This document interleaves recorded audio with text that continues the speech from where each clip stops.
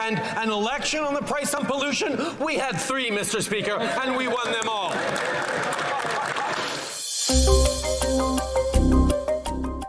From the Parliamentary Budget Officer.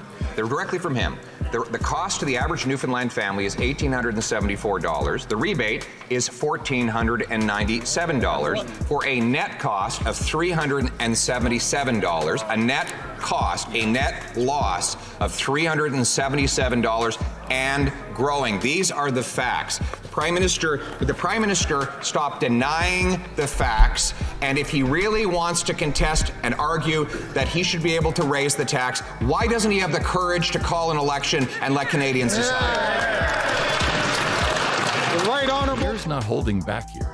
He's laying out the harsh realities facing Canadians. We are busy delivering for Canadians a price on pollution that puts more money in the pockets out of 8 out of 10 across the country. And an election on the price on pollution, we had 3, Mr. Speaker, and we won them all. They're struggling to respond with anything other than his usual rhetoric.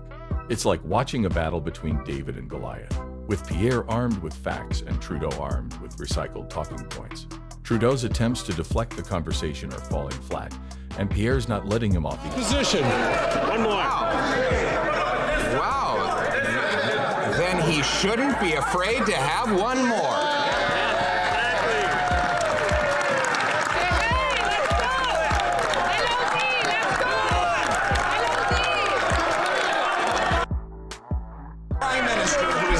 Housing costs. He sent 2 million people lining up at food banks, 8,000 joining a Facebook group learning how they can eat a meal out of a dumpster, and now his best solution is to hike the tax on their heat, on their homes, on their fuel, on their food. If he really believes in it, why doesn't he call a carbon tax election now?